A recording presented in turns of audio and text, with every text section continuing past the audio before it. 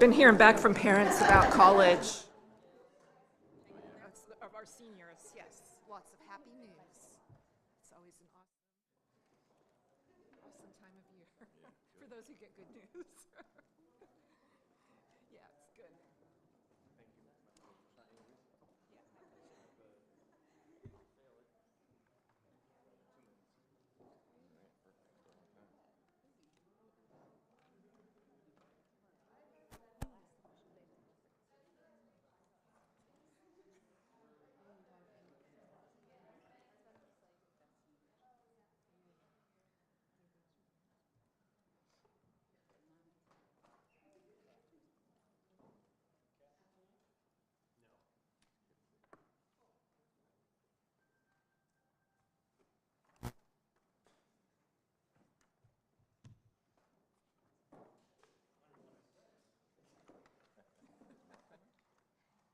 I haven't heard from him, so I assume yes.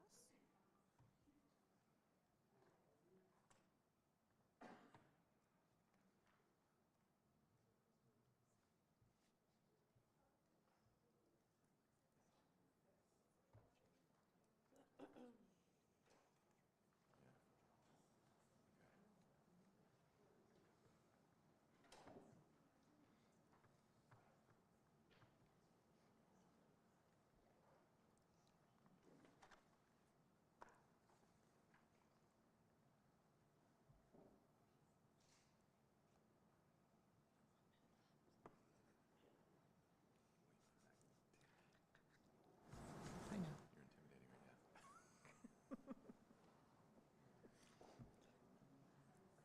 Just waiting till your phone says I can open the meeting.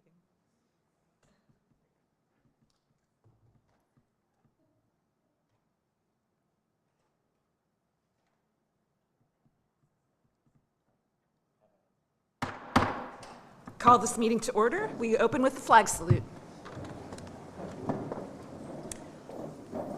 Allegiance to the flag of the United States of America and to the republic for which it stands, one nation, under God, indivisible, with liberty and justice for all. In accordance with the requirements of the Open Public Meetings Act, I wish to announce that the New Jersey Open Public Meeting Law was enacted to ensure the right of the public to have advance notice of and to attend the meeting of bodies at which any business affecting their interests is discussed or acted upon. Notices announcing the date, time, and place for this meeting were sent to all concerned individuals, associations, and sent to Union County Local Source in accordance with Chapter 231 of Public Law 1975. For the roll call, Mr. Mahecha? Here. Ms. Justice? Here. Mr. Hanley? Here. Mr. Gunderson? Here. Mr. Cho? Here. Vice President Kelly? Here. President Cohn? Here. You have a quorum. We are going to start with presentation by Summit Educational Foundation.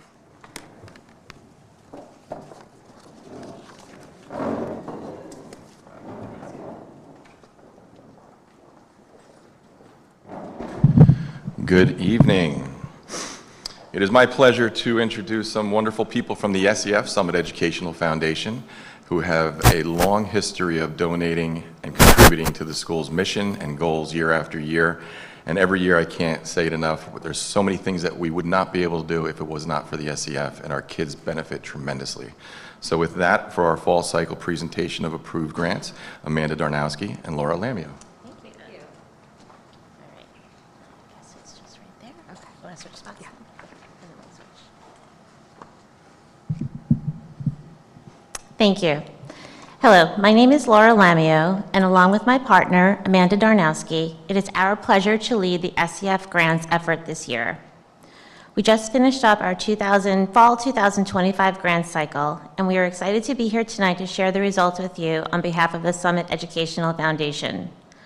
Along with our grants committees and the SEF board, we have closely reviewed and approved 24 grants this cycle for a total of $99,384. These 24 grants are spread across all 9 of our schools and include a wide range of categories. Before our grants presentation begins, I would like to recognize the many partnerships that contribute to SEF's continued success. First, I would like to thank our superintendent, Scott Huff, Director of Curriculum, Heather Rocco, Supervisor of Technology, Doug Orr, and Business Administrator, Derek Jess. This group provides a pivotal partnership in the initial reviewing of grant applications as we assure that each grant aligns with SEF's mission while supporting the district goals. I would also like to acknowledge this year's SEF co-presidents, Susan Daniel and Shelley Donnelly, Heather Thomas, our Grants Review Chair, and the entire SEF Board and Grant Committee members. We thank everyone for your time, endless help, and dedication. We would also like to thank our teachers and administrators. We all know that none of this happens without them. Their dedication to our students is represented in the creative and innovative grants they submit year after year. This year, SEF is celebrating 40 years of creating possible for Summit students. In recognition of this milestone anniversary, we would like to recognize and thank the families and the greater Summit community for their continued financial support that makes this all possible. SEF is extremely proud to be involved in these partnerships, working together to continue our mission of supporting the district's curriculum and goals.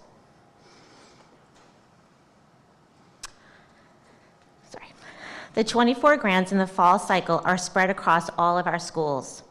Tonight, for the first time, we present the grants in alignment with the district's new strategic plan and its newly adopted district-wide goals. First, we will start with the safety and wellness grants that align with the district's first goal. Next, we'll cover the culture of belonging grants. These grants are tied to the district's second goal. And finally, we will present the project-based learning awards that represent the district's fourth goal.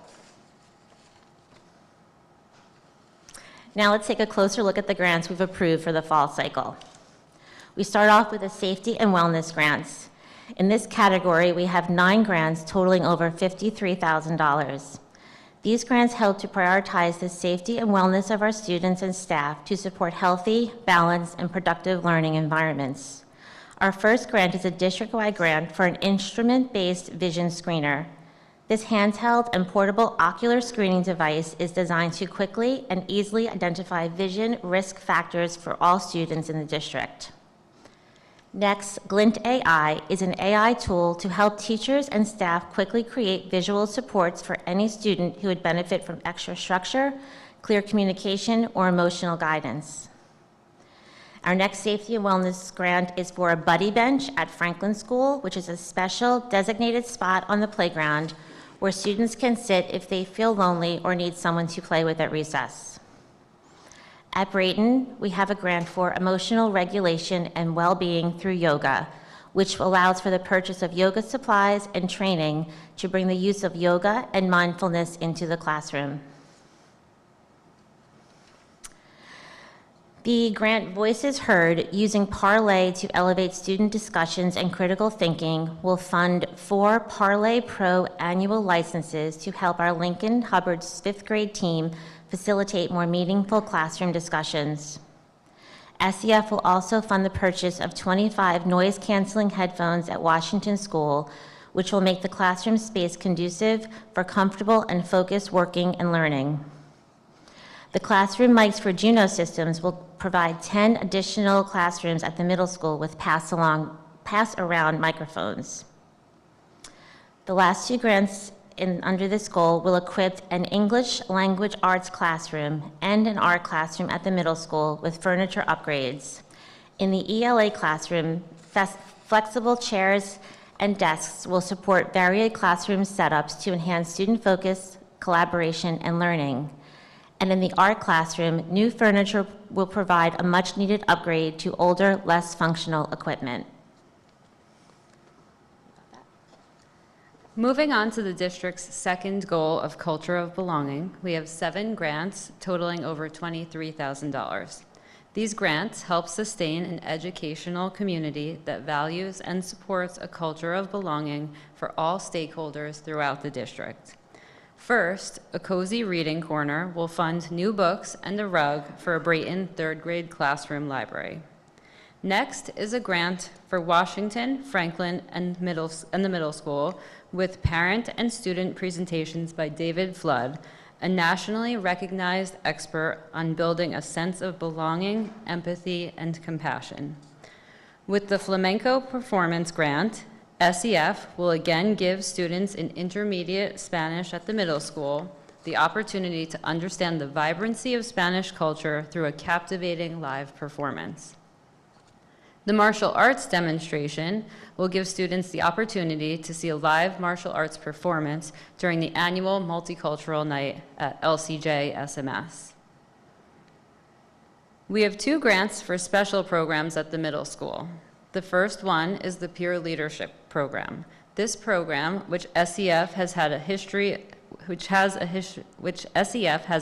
of supporting, continues to empower 8th grade peer leaders in helping new students become acclimated to the middle school, as well as assisting with school functions such as student and parent orientation, reading to elementary students, and more.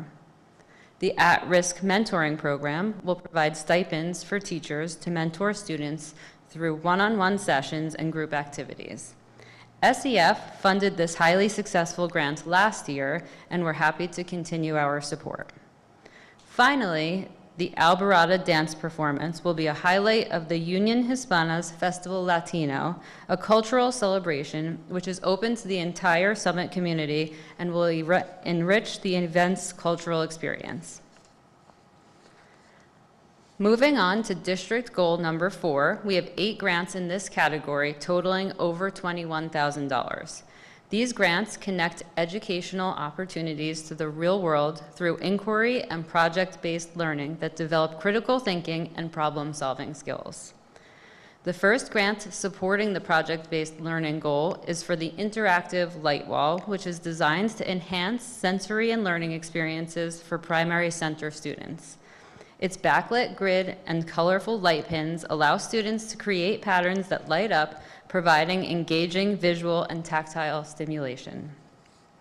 The second grant under the project-based learning goal is Grab and Go Toolkits. This grant will provide second graders at Lincoln Hubbard with the individualized tools necessary to build foundational math skills anywhere in the classroom.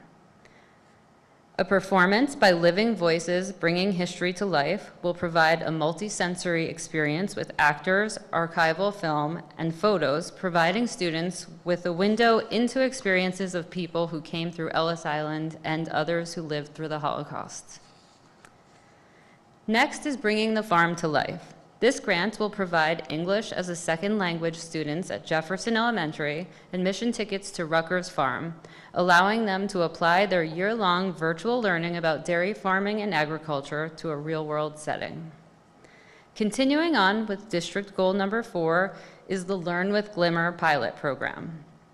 This grant will allow LCJ SMS math teachers to use AI technology to meet the individualized needs of their students and utilize this program's many capabilities to enhance mathematics instruction.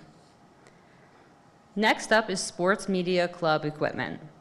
This grant will fund video and audio equipment to enhance the Sports Media Club experience and provide students with equal opportunities to develop media production skills.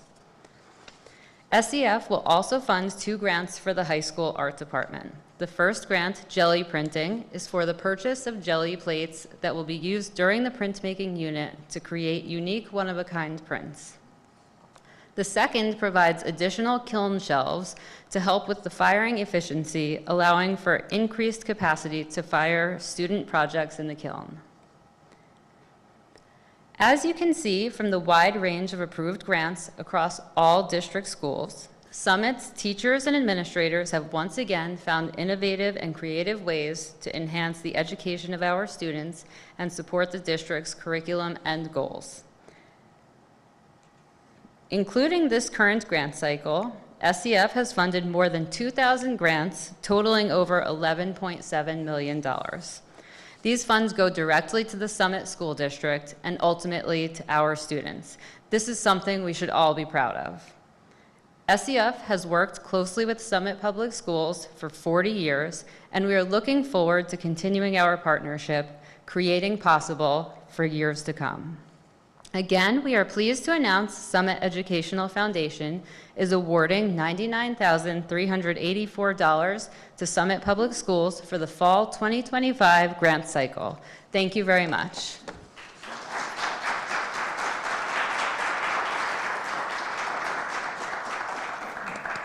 Once again, that's outstanding. Once again, on behalf of the Board of Education and the students and staff of Summit Public Schools, thank you so much once again for all you do.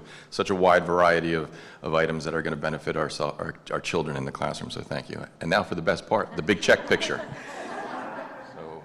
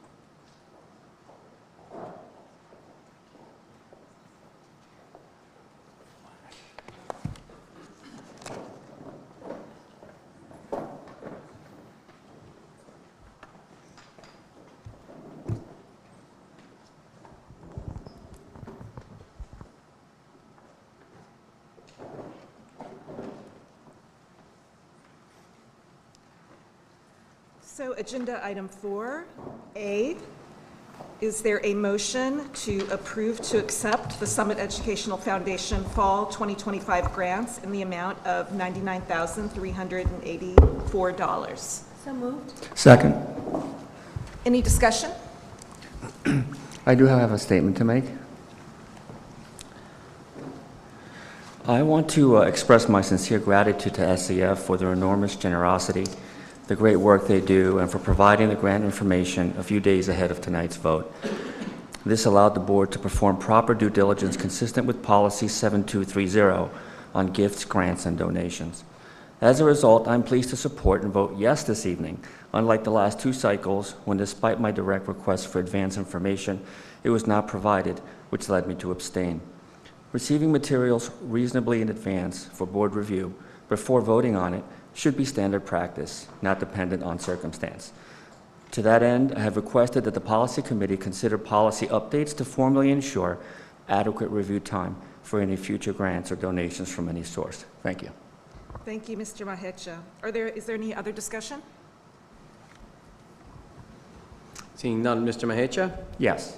Ms. Justice? Yes. Mr. Hanley? Yes. Mr. Gunderson? Yes. Mr. Cho?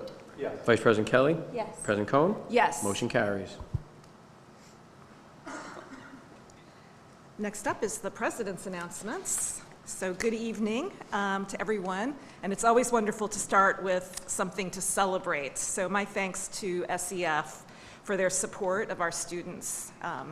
It's amazing how much you've done over the 40-plus years. And having gone to the meeting where you guys approved the grants, it's amazing how much hard work goes on behind the scenes in doing this work. So I really, really want to share my appreciation for the hard work that you do. As you'll hear later this evening, our business administrator, Mr. Jess, and the operations committee are hard at work on budget planning for school year 26-27. I thought this would be a good time to give a quick Cliff Notes version of how our budget process works, because it can be confusing from the outside, and honestly, even though I've been through the process for the last 5 years, it's easy for me to forget all the steps involved. First off, Summit is a Type 1 district, which means the Board of Education is appointed by the mayor, and our budget is ultimately voted on by the Board of School Estimates, BOEs, which includes the mayor, 2 council members, and 2 Board of Education members. In terms of the process, I'm going to break it down into 3 parts. First, the development of the budget. Second, the approval of the tentative budget, and then third, the approval of the final budget. So first, development of the budget. In November, our principals and department supervisors began developing a budget based on student needs and program priorities. In December and January, the administration reviews and refines those numbers. This is where the administration and the operations committee dig in and start talking about major cost drivers for the year. some of which you'll hear about later tonight as part of the committee's report.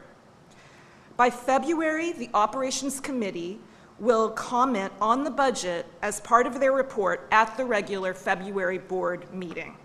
At the end of February, as part of the governor's budget address, the state aid numbers arrive, and the draft is adjusted based on what we learn.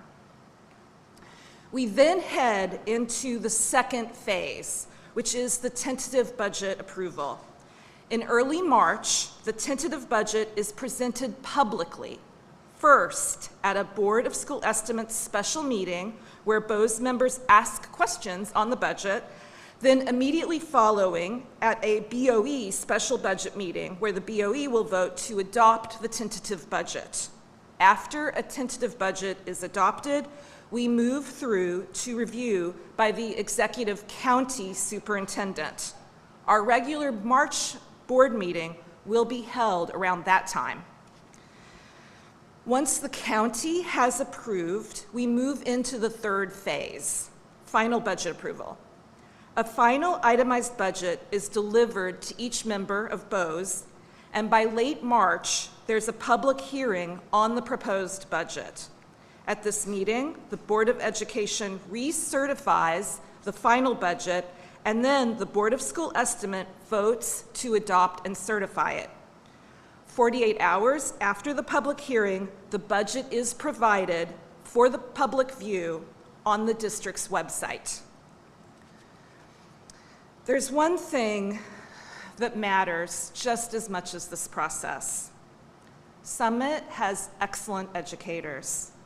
We have a very high achievement bar, and we have a culture that helps our kids accomplish great things. People care deeply here, and that is really one of Summit's great strengths. During budget time, the stakes can feel personal, but I believe that Summit can handle intensity without losing our civility.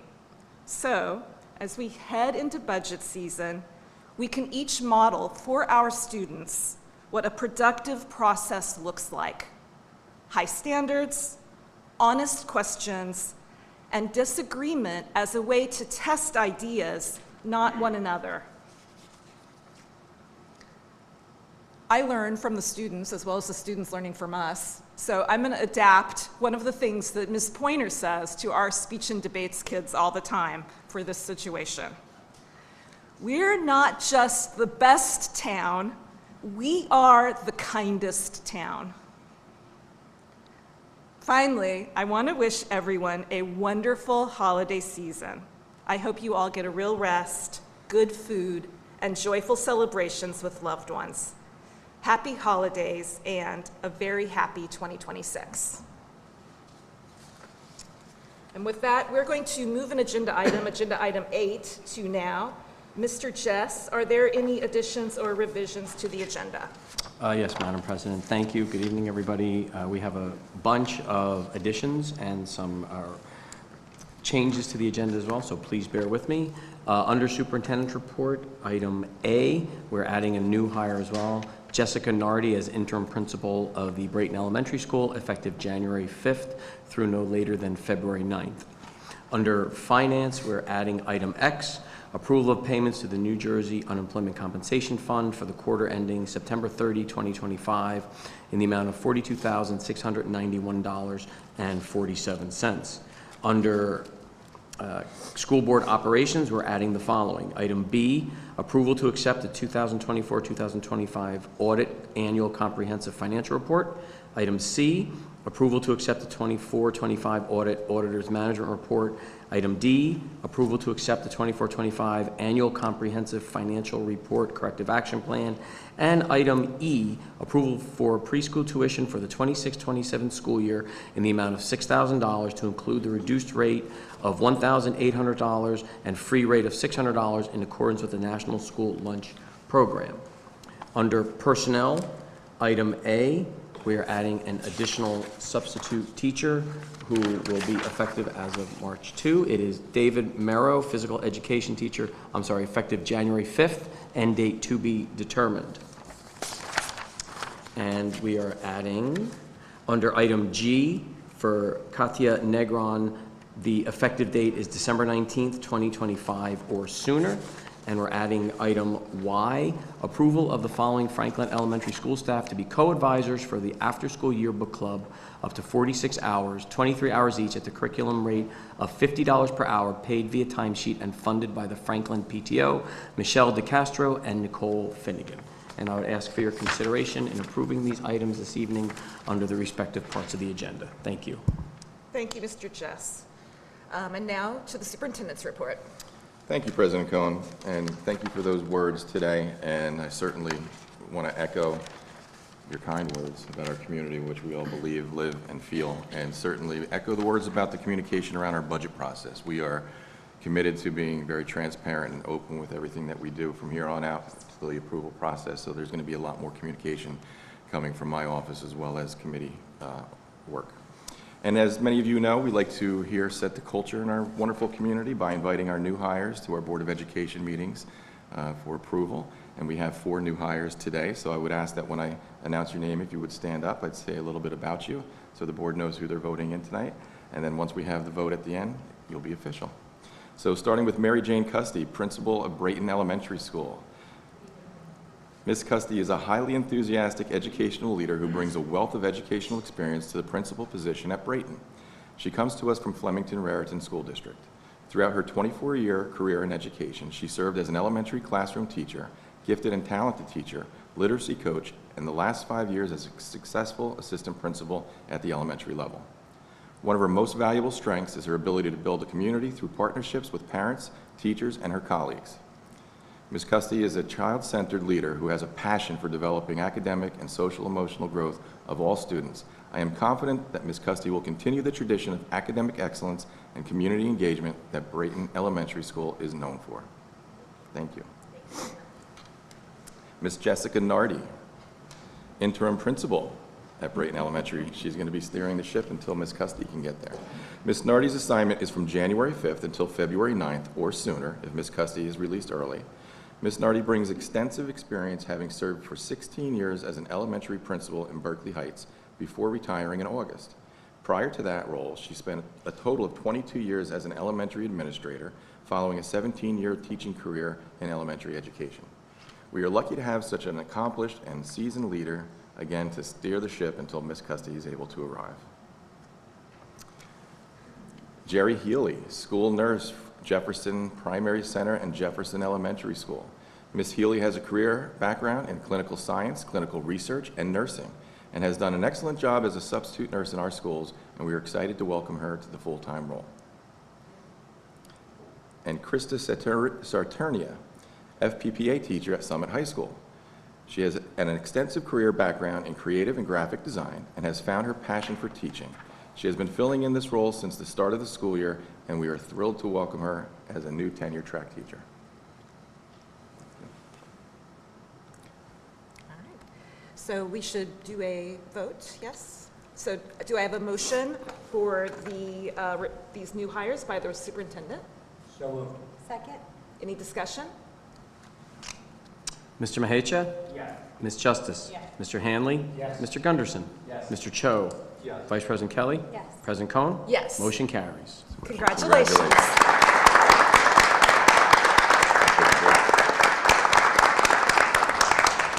We're certainly excited for you to join our professional community of educators, and we look forward to your contributions. And for everyone who's here for this moment, we're going to take a quick recess and give you a chance to leave now. So you don't have to stay for the rest of the meeting, so we'll take a 2-minute recess. Yep, sounds Thank you. good.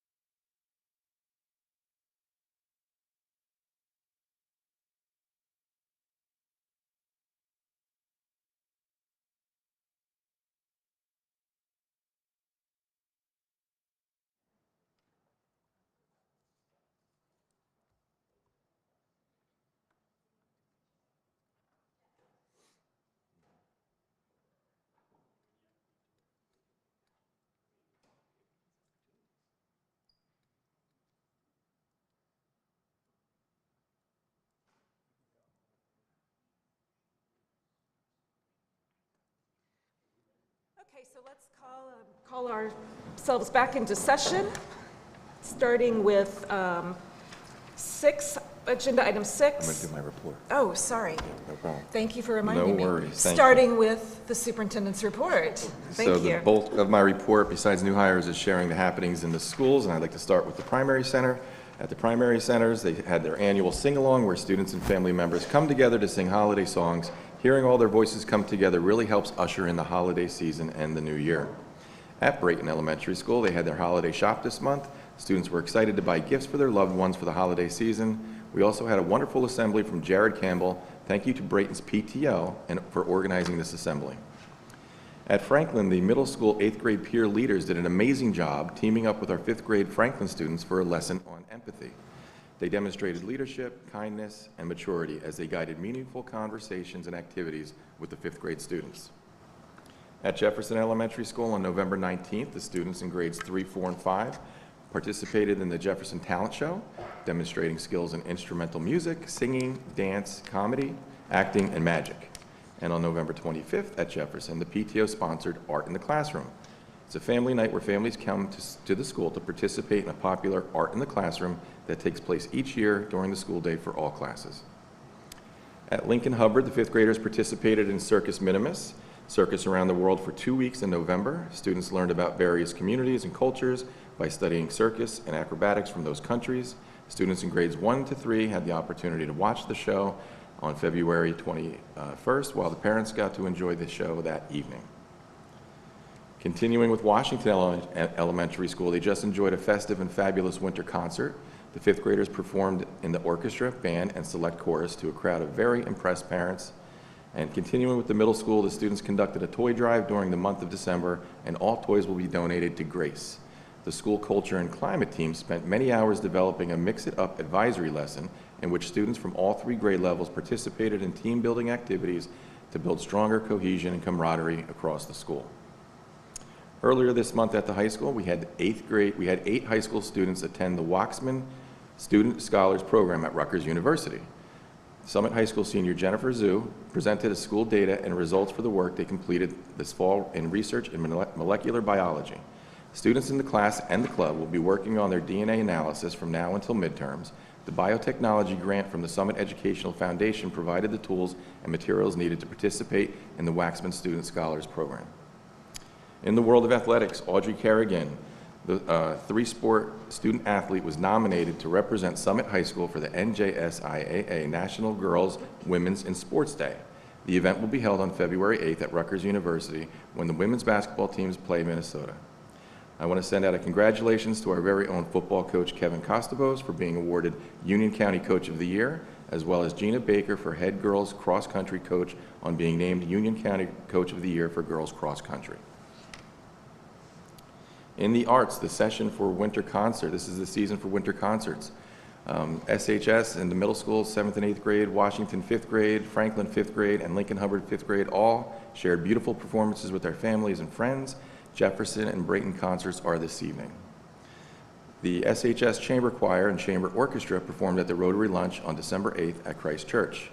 The Chamber Choir performed in Summit Arboretum on Sunday, December 7th, and the choir, band, and orchestra all traveled to the middle school for their annual Move Down Day, where they perform and collaborate and share why music has made such an important impact in their lives to encourage middle school students to join our high school programs. Ms. Peters and the brand new community choir spread holiday cheer at Sage Elder Care Center on Tuesday afternoon. Kudos to Ms. Pointier and her speech and debate team for hosting a successful Hilltopper Holiday Classic speech and debate tournament last weekend, where they welcomed hundreds of high school students from all over New Jersey. And finally, a shout out to Summit High School student musician Luka Milinkovic, being selected as a rising star by the New Jersey Jazz Society. Luka and a few of her classmates performed on December 7th at the New Jersey Jazz Society in Madison. And the real final is happy holidays to all. I hope you all enjoy a healthy, relaxing holiday with family and friends. And that concludes my report. Thank you, Superintendent Huff. I was lucky enough to catch that concert at the Rotary, and it was amazing. And it's so great to have our students put us all into the holiday spirit that way, so it's very enjoyable. Okay, so now, agenda item 6, B and C. on superintendent's recommendations for suspensions and HIP investigations. Do I have a motion? Second? Any discussion? Mr. Mahecha? Yes. Ms. Justice? Yes. Mr. Hanley? Yes. Mr. Gunderson? Yes. Mr. Cho? Yes. Vice President Kelly? Yes. President Cohn? Yes. Motion carries. And next up is our student board representative report. So to start, our students are very busy this week with tests and quizzes before our long-awaited winter break. Winter sports are in full swing. Girls basketball played in their first game yesterday, and they have won right now against Oak Knoll, and boys basketball also plays today. The boys basketball team has its home opener against Oratory Prep on Saturday, which will hopefully be a big win. And winter track is getting ready for their first meet next week, so we wish them lots of luck. Girls and boys hockey are also off to a great start, and we look forward to hearing about their seasons as they progress. On Monday, we will have our second pep rally of the year, where students will dress in their class colors and attend the pep rally during last period. So they'll participate in a snowman wrapping game and a mattress game where they slide across the floor, relay style. There will also be performances from our staff band and the student band. The grades are competing for Hilltopper points so they can move up the mountain and compete for a prize. Teachers are also competing in a dough decorating contest, which is judged tomorrow during the day. So everything looks very festive in the school this time of year. We also want to give a shout out to our amazing speech and debate team. They're always being great. And this past weekend, 2 weeks ago, they traveled to Princeton for a tournament. Adi and Max Huang finished in the semifinals, and Ava Zatilla and Anya Sud finished in the octofinals for debate. Skylar Goswald-Wilson finished in the quarterfinals in speech. Maddie Wobb and Maya Siam finaled in duo interpretation, and Ben Strauss finished first place in humorous interpretation. There are way too many other top finishers during them all, but we are really proud of everyone who attended. There's also a fairly new club at the high school that the superintendent talked about before, but the Biotech Club is doing a molecular biology research with the Rutgers-Waxman program. They're essentially doing a series of labs to sequence duckweed DNA and then analyze it. They will compare it to existing published genes and then publish their own findings. This club is mostly student-run, which makes it all more impressive, and we can't wait to see what they find.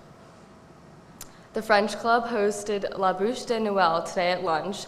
Bûche de Noël is a traditional French Christmas cake designed to resemble a wooden log. 13 bakers baked these cakes, which were judged, and the results will be revealed at a later date. But I can personally attest that we might have the next Mary Berry here at the high school. Finally, rehearsals for a spring musical have started. Students are performing Big Fish in the last week of February, so stay tuned for exciting announcements about the progression of this awesome show. That's all we have for today. Thank you so much, and happy holidays. Thank you. Thank you. Thank you, Lillian Hadley. Happy holidays to both of you. And you are excused if you would like to use the rest of your evening in another way. Thank you. So now we are on to committee reports, beginning with Education and Student Activities Services Committee. Thank you, President Cohn. The Education and Student Activities and Services Committee met on December 11th at 12 noon for 1.5 hours. The committee members in attendance were Superintendent Scott Huff, Director of Curriculum Heather Rocco, board members Melanie Cohen, Leader Justice, and myself. In addition, we had some administrators, Principal Stacy Grimaldi, Director of Counseling Laura Kaplan, and the Science Supervisor Madeline Travell joining us. The topics discussed. The first item are the Summit High School course name revisions. Staff review the current names, and a number of revisions will be made to make the names consistent across departments and have the course names more accurately reflect the content level for transcript purposes. For example, English 1, which had 2 sections with different levels of course content, will now be called English 1 CPA, CPA meaning College Prep A, and English 1 CPB, College Prep B, to denote the differences. Similar changes to the courses in the math, sciences, and social studies departments. Courses specifically designed for special ed students that were also named English 1, U.S. History 1, and such, and others, will be called Concepts of English 1, Concepts of U.S. History 1, and like. Staff will provide updates to parents and students, communicating the name changes during the school year and during orientation sessions for parents and students. The second item is a physics sequence revision. The current sequence in high school is physics, chemistry, and biology in 9th through 11th grade. The middle school curriculum is more life sciences and chemistry with less time on physics, given the Algebra 1 level math needed. For the majority of 9th graders, physics is taught at the same time as Algebra 1, which is challenging for both staff and students at the start of the year. The science department is proposing to adjust the science sequence to be biology, chemistry, and then physics for 9th through 11th grade. With the change, all students will have the required math needed for physics prior to the start of the class. The transition will take 2 years to implement starting in fall of 2026. We also expect more students to take AP Physics as seniors as a result of the course sequence changes. Third item is the course proposals for Summit High School. A number of new courses and expansion of several semester-only electives to be full-year courses are proposed for Summit High School starting fall 2026. The new courses are Honors Biology in addition to AP and regular biology, Essential Latin 1, an introductory level course for those not on the world language track starting from middle school. A version already exists for Spanish, French, and Chinese, which would be a 2-year foreign language track for high school students, with second year being Essential Latin 2 the following year. Beginner String Orchestra, which would be for students that had only 1 year of music class in middle school, and Unified Theater, adding to the options in the arts, which will be offered in a rotation. The courses, which are currently only a semester, will be expanded to be a full year based on student demand and the course curriculum opportunities. They are Science Research 1, 2, and Advanced, which would allow for more lab work and science research project competition entries, Research in Molecular Biology, Environmental Science, and Astronomy. Fourth item is the midterm and final exam committee. Parents and students that provide feedback to the school district to consider eliminating at some level midterms and finals at the high school. A staff committee has been formed to research and make recommendations for consideration. And the last item is Mahmoud versus Taylor U.S. Supreme Court decision. The Supreme Court decision earlier this year affirmed the right of parents and guardians to opt their children out of instruction if it conflicts with their sincerely held moral or religious beliefs. This is consistent with current New Jersey state law and school district policy. The administration is updating the content areas for all grades K through 12 that would warrant an opt-out provision, along with a review of the procedures to notify parents to ensure this application is compliant with the requirements across all the schools. For board action would be to approve the new course names at the Summit High School, the changes in the physics sequence, and the proposed new courses at Summit High School. And our next meeting is January 8th at 12 noon. Any questions from the board or comments? Yeah, I have a couple questions. First, maybe for Mr. Cho or Heather Rocco or Superintendent. I've been around long enough to remember when we made the move from physics from senior year to freshman year, I think. And so now I'm kind of wondering, that's been quite some time now, but there must have been a school of thought and logic about the math and algebra, and I mean, it's not a secret. So is there a change in thinking about how we're going about, or changing content of the materials, or what's driving it maybe? There is. Be changing again. You're correct about that. Back in 2009, the Department of Education was signaling that the science standards were going to change. And back then, we were one of the first to change the sequence of it and put physics as a freshman because it was going to be more focused on physical science. Those changes did come about in the coming years, but they weren't necessarily as billed. So we continued with our sequencing because we were already committed to it. And we're starting to see now, as we move further along, that our students don't have the algebra foundational skills that they need to be successful in physics. They're taking it at the same time, our 9th grade students that are in algebra. So it's more traditional now across most schools that physics is going to go back into what you would call the traditional sequence in 11th grade. And you'll be able to have that algebra instruction to help them thrive in the course. Perfect. Yeah, I think that explanation will be helpful to some of the more seasoned families in the district who might remember that and say, wait a minute, don't I remember we did this? The high school administration is going to be changing the program of studies, and as they roll it out with the orientation of freshmen and their class meetings, and they'll get that word out. Great. The other question really, and I already asked it offline, but I know the answer, but I do think it's important given Madam President's opening comments about the budget work. But Mr. Cho, is there any staffing requirements that would be required or changes in staffing levels in the district as a result of the new proposed course offerings at the high school? No, we asked that. That was topic was discussed at the committee meeting, and the science supervisor, Marilyn Terrell, along with Principal Grimaldi, explained that the existing staff will be able to handle these electives that are proposed as new courses or the expansion of the semester only to 4-year courses. Thank So you. no change in staff proposed in any way, shape, or form for the science Perfect, thank you. department. I just have a quick question about the group that's being put together to assess the midterms and finals. What's the timing on us getting information so we can make an assessment? So we're going to take the year to do that. We're not changing anything for this year's midterms and finals. Syllabuses have already been written according to relying on those exams and the prep for it, the study guides and the like, so it wouldn't be fair to the teachers and the students at this point to change for this year. So we will be using the remainder of this year, and I suspect by sometime in late spring, we'll have a recommendation as to what, if any, changes. And it's not necessarily an all or nothing type of proposition. It may be changing the weight of what they account for in the GPA. There's a lot of different options we're going to explore, as currently a lot of districts are doing things very differently with midterms and finals. And that would go up to board vote, right? The board would vote on that, any proposed changes? I'm gonna have to check on that. I believe so. Okay, Yeah, I'll check on that, Carlos. I'm not sure, thank you. but we'll certainly be sharing it through Ed Committee for sure. Any changes that we propose. Thanks. Any other comments or questions? Thank you. Thank you, Mr. Cho. Next up, Operations Committee.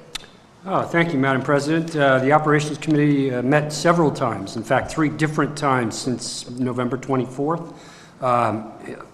In total, it was close to 6 hours of meetings.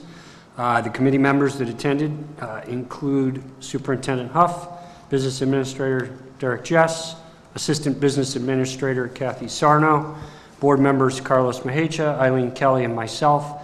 Additional attendees included representatives from the Arthur J. Gallagher insurance brokers, as well as Mr. Greg Margolis, Head of Special Services. The items discussed at one or more of these meetings included the following, and I'm going to speak kind of rapidly because we cover a lot of ground here. Number 1, the district's healthcare insurance broker, Arthur Gallagher, made a presentation to the committee that covered the current state of our own healthcare data and experiences and the outlook for healthcare cost increases locally, statewide, and nationally over the near to intermediate term. The broker shared the following key highlights and themes. Number 1, and this is important, national and industry trends that are pressuring healthcare premiums and prescription costs upwards are not likely to abate and could in fact accelerate in the coming years at the federal, state, and local summit level.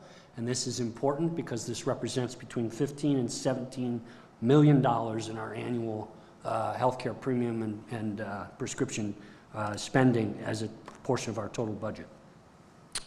Number 2, the district is doing well in terms of managing our healthcare experiences and outcomes for staff, ensuring optimal programs for health and wellness while minimizing the expenses in a difficult environment. And we went through a number of different instances where we were kind of maximizing or optimizing the methodologies and the approaches we were doing to optimize and maintain our costs in healthcare.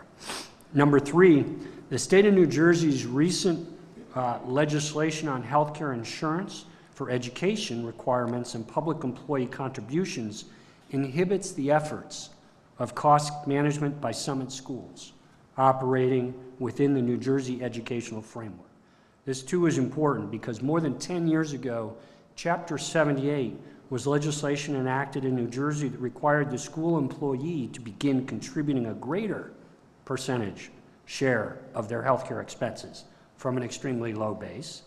This encouraged a sharing of the costs as the employees began to bear a greater share and participation in the escalating healthcare costs and encouraging their behaviors to be healthier and more cost-effective. While those healthcare costs continued to escalate over the last 10 years, the legislation was reversed in 2022 through Chapter 44. So now the district is required by law to pay a greater and greater percentage share of employee healthcare premiums and prescriptions. The employee is now paying a smaller share and a reduced share each year out-of-pocket expenses.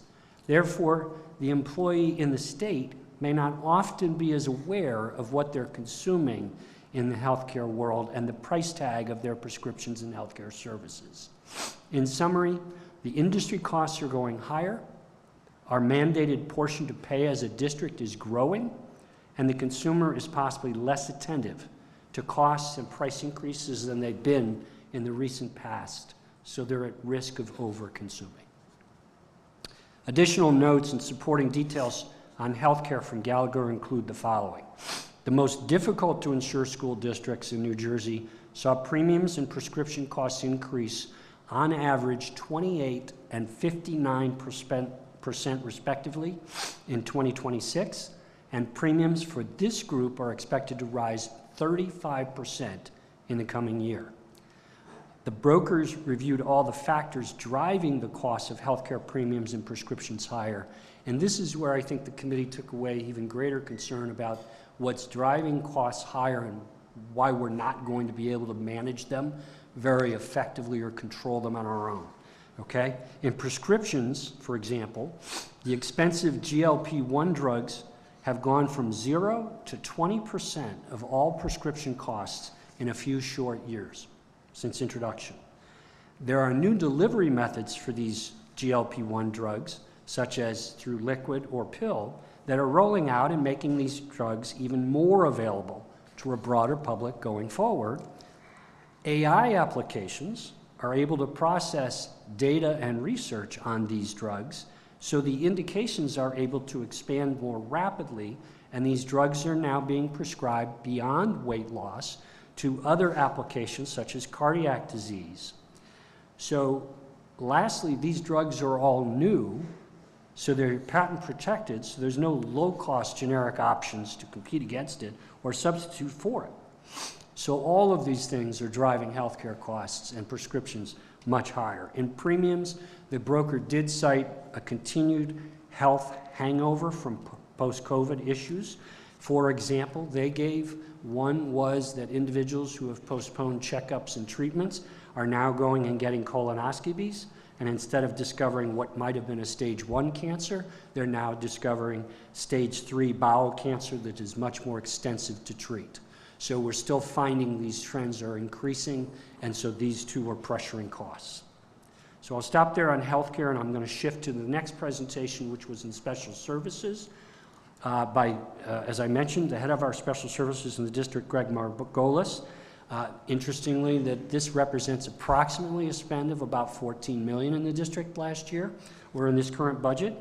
The key takeaways there, as shared with us in the committee, were that the student population classification rates for special needs students has remained consistent over the past 10 years, and the number of students placed out, as has the number of students placed out of district. The Summit's classification rates are typically the lowest of any district in the surrounding area, in several cases by more than 5%, as well as by more than 3% below the New Jersey averages. So there are some expense and cost advantages as we compare ourselves and look at our expenses versus other districts as a result of that. Despite significantly increasing services over the past decade, our students are not getting healthier. In fact, they're getting less healthy, and their issues are becoming more complex in terms of health, and at younger ages, down to preschool now. Examples supporting this conclusion include the risk assessments that are up 38% in the district this year alone, as our hospitalizations up 60%.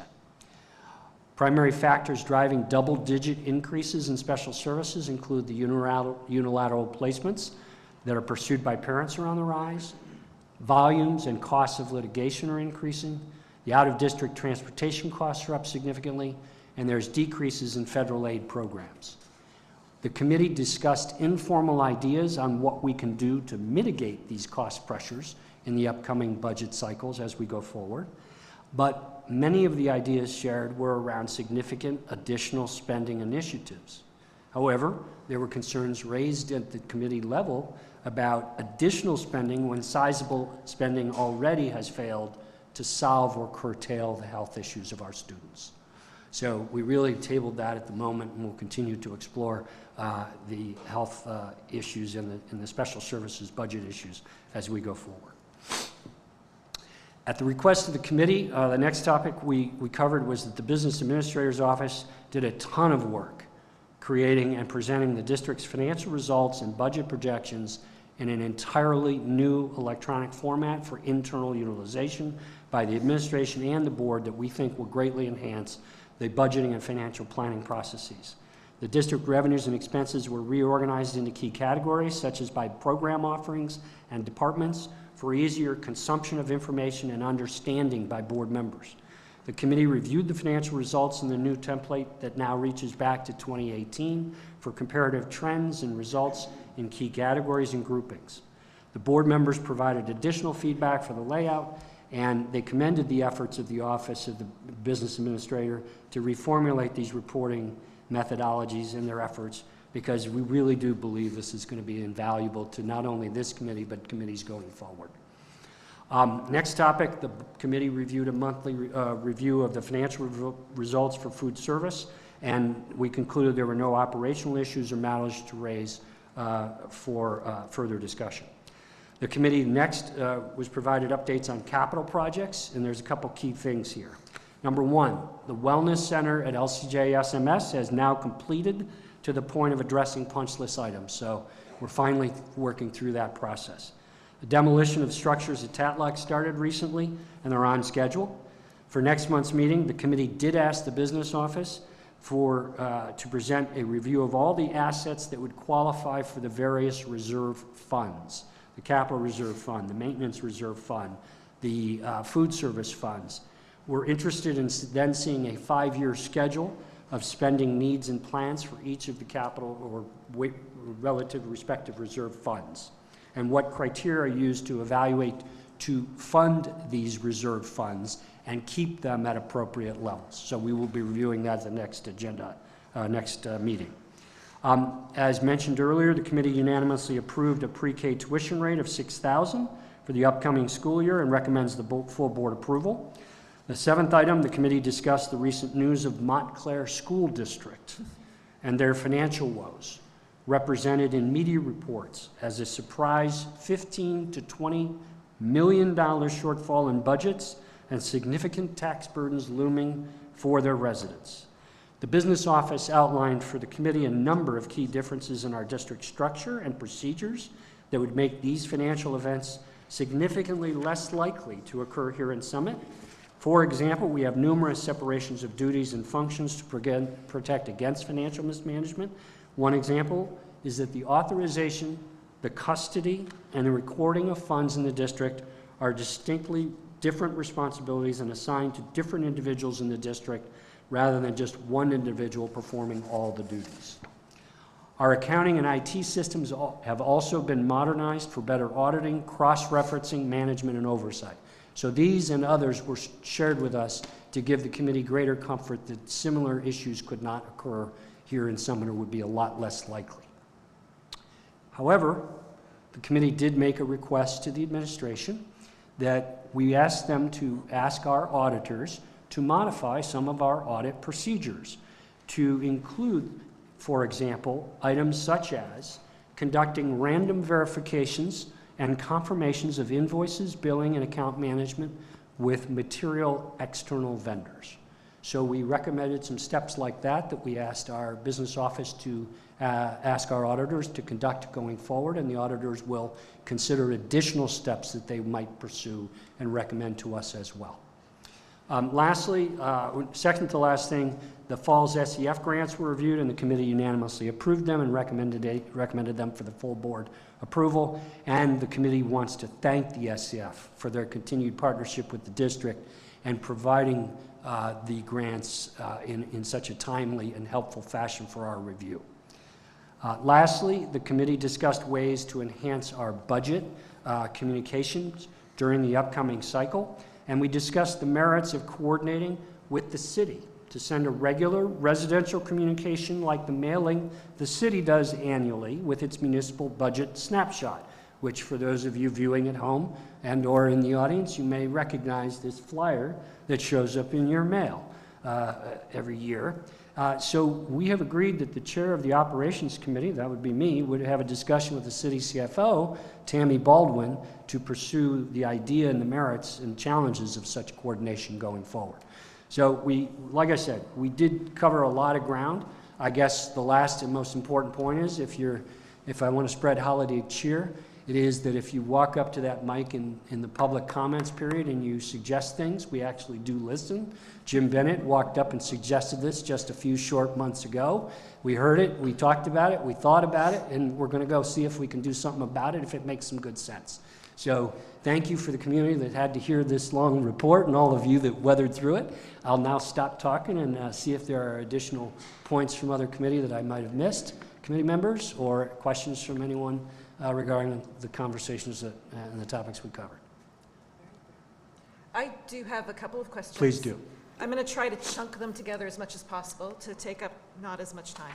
But could you just offer me a definition of what overcoming healthcare is? And are we saying that our employees' utilization is higher than benchmarks, or is this just a general observation about rising healthcare costs nationally? And also, the same question regarding GLP-1, is this referring to our employees' utilization, or is it behavior across the U.S. that is impacting us? Right. The overconsumption of healthcare costs was that I referenced was a structural legislative issue that was deployed in New Jersey recently, and it wasn't necessarily referenced as our employees were doing it, but all employees, therefore, because of the structure, are less encouraged to pay attention, if you will, to what they're spending, because they're paying less and less of the actual bill, and so they're paying less attention to what the bill might be. And there are a number of healthcare studies over the last few decades that have indicated, and that's why we've got participation in rates, and increased participation gets the consumer more interested in what he or she is consuming and what they might pay to list price. So it was really a reference to overall employees in New Jersey, and our employees are part of that group. So we are at risk. We kind of have all those factors going against us, the headwinds of managing those costs. And then the GLP-1, similarly, it is our district. We did not single out our employee spending programs, whether we were more or less than the 20% number that the advisor gave us, but they kind of lumped that into and kind of referred to the district as in keeping with the general bigger picture trends. Okay, great, thank you. And can you just explain to me what overconsuming healthcare is? Like, what does that mean? Well, if you, for example, if you have certain tests that are done that you're not paying for, and you're not critiquing those tests, you're saying, sure, I'll whatever the doctor tells me, if he or she wants me to get 4 tests, I get 4 tests done. I'm not paying for it, so I don't care. Okay. And so we may only need 2 of the tests, but the doctor, for their purposes, may say, well, maybe I want to cover myself on this, or maybe I want to go do this for exploratory informational purposes, but it isn't possibly warranted or required for that treatment or that issue. So there is risk of overconsumption when you're not taking $1 out of your wallet and putting it on that counter. Okay, thank you for that. Yeah, sure. Okay, and then my other question was, thank you for clarifying the key drivers, because basically what you're talking about are key drivers that are raising everyone's health insurance, right? Like, we're all seeing increases, so I appreciate that. In terms of our district, you noted that the committee feels like the district is doing well in difficult circumstances, but was there analysis of how our current costs compare to other districts, or ideas in how we might reduce costs, or do we feel like we've really optimized this area as much as possible given current conditions? Yeah, so we went through this in fairly great detail, and we gave the business office a lot of good high fives and kudos, because they've been very active to manage this process over the last several years. Since Mr. Jess joined the district, we made a change. For example, we moved into the Summit, or I'm sorry, the Student Health Insurance Program, School Health Insurance Program. And so, for example, what does that do for us? That is a consortium of districts aggregated, so we get buying power and leverage through that consortium, if you will. And it allows us to smooth out our results. We may have a very bad outcome, set of outcomes, one healthcare year, but the next 3 might be very good, so it allows us to get the advantages of the 3 good years to offset the 4th bad year. So our pricing doesn't go volatility, it doesn't change as rapidly. So we're able to manage a little bit more effectively our outcomes, should we have some bad outcomes, for example. So we're able to smooth out those payments. So we've taken, the business office has taken a lot of steps to do our best to be aggressive and manage as best we can, and that's why we talk about the factors. So many of these factors are just simply out of our control. And that's the point of, there are some big driving factors, and I've been paying attention to healthcare, as most people have, for 40 years in our industry research work that we did in my own profession, and I gotta tell you, these fundamentals are really concerning because they're new and they're fresh and they're growing, and I don't see these kind of going away anytime soon. Thank you so much. Yeah. Any other questions? Thanks for your time, everybody. Appreciate it. Thank you, Mr. Hanley. Policy Committee. Thank you, President Cohn. The Policy Committee met on Wednesday, December 10th at 9:35 for 30 minutes. Committee members in attendance were Superintendent Scott Huff, Robert Gardella, and Kathleen Murphy, and board members were Mark Gunderson, Rick Hanley, and myself. The Policy Committee discussed one policy, Policy 9100, public statements. The Policy Committee will defer this policy to the January board meeting to provide more time for discussion of the policy. Committee recommendations, there are no first readings. Second reading of Policy 0142.1 and 0142.1A and Regulation 8630. Our next meeting is Wednesday, January 7th at 9:30. Do any board members have any questions? Thank you, Ms. Justice. Communications Committee is next up. Thank you. The Communications Committee met on December 9th for 43 minutes. Committee members in attendance were board members Mark Gunderson, Eileen Kelly, and myself, Superintendent Scott Huff, Cabinet Member Laureen Dickinson. New principal at Brayton Communication. Superintendent Huff provided an update on the rigorous hiring process, which has led to an offer and acceptance. A meet and greet with the board was scheduled for Monday, December 15th at 11 a.m. to meet the new principal. A portfolio highlighting the candidate's credentials, the process, and the experience was shared with the board. The candidate has solid educational and worldly experience fitting for the Brayton community. Communication is being rolled out to the staff and parents as pending board approval, and we did approve that addition tonight. The next topic was around budget communications. Proactive budget process communications will be made to increase public transparency as the budget season ramps up in January. Superintendent Huff will draft the communications, and the content will be reviewed by the Communications and Operations Committees before dissemination via website, email, and board reports and minutes. Kindergarten and pre-K registration. Kindergarten registration is open this month to gather enrollment numbers early. Kindergarten letter to families have been sent out, including press releases to local media and posted on website and social media. Open houses will be scheduled to include orientation for new families with teachers assessing students for readiness and class placement.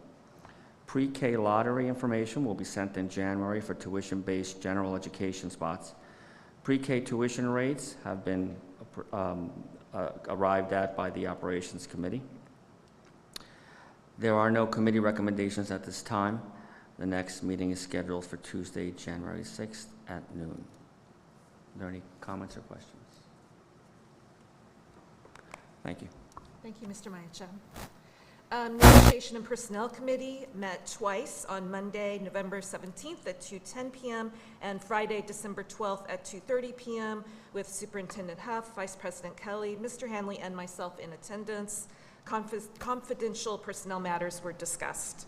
Liaison reports. I attended the Summit Educational Foundation meeting in Mr. Cho's absence. There was robust discussion and a vote on the grants, ending in the selection of grants presented earlier this evening.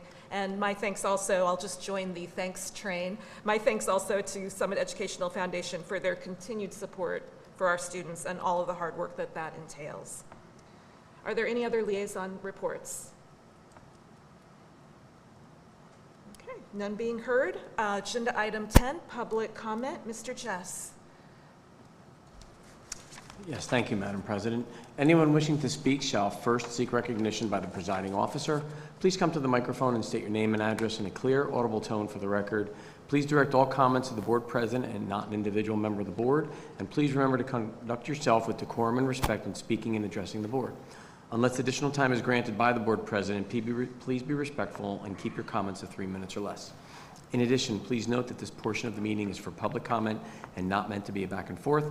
Upon closure of public comment, information that is available to answer questions will be provided. If information is not readily available, the question will be answered by the superintendent or his designee as soon as the information is readily available. Public comment on items on the agenda.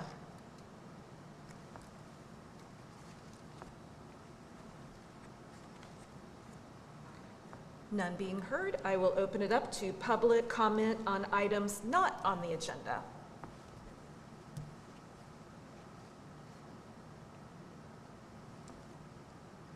Okay, none being heard, I will take a motion to close public comment.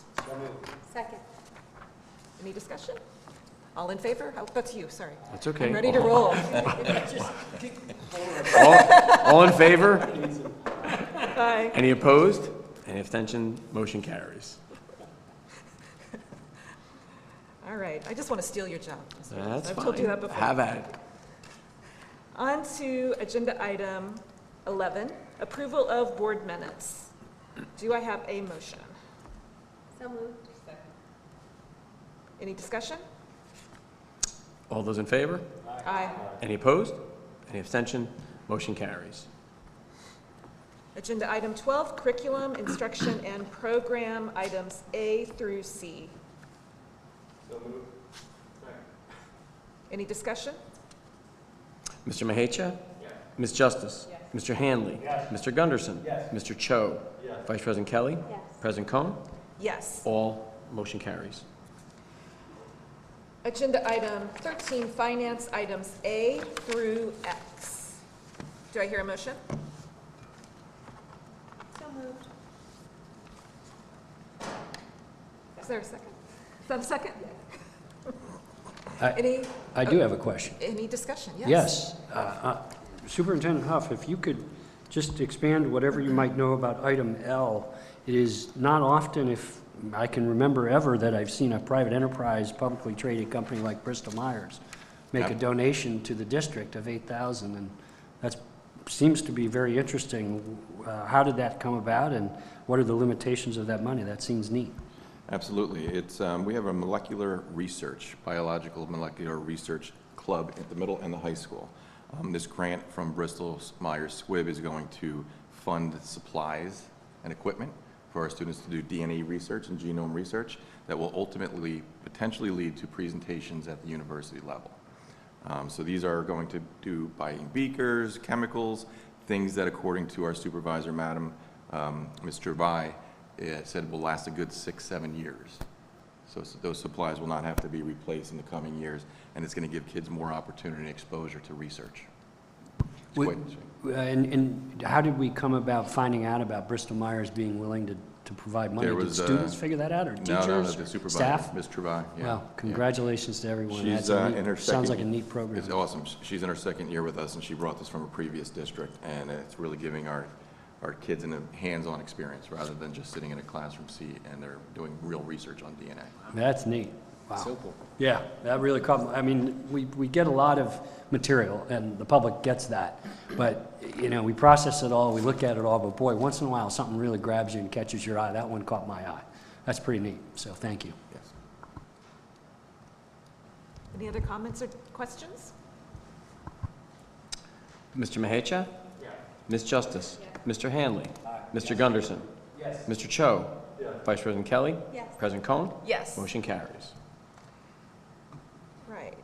We are at item 14, school board operation, items A through E.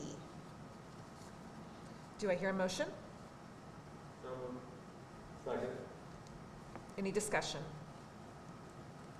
Mr. Mahecha? Yes. Ms. Justice? Yes. Mr. Hanley? Yes. Mr. Gunderson? Yes. Mr. Cho? Yes. Vice President Kelly? Yes. President Cohen?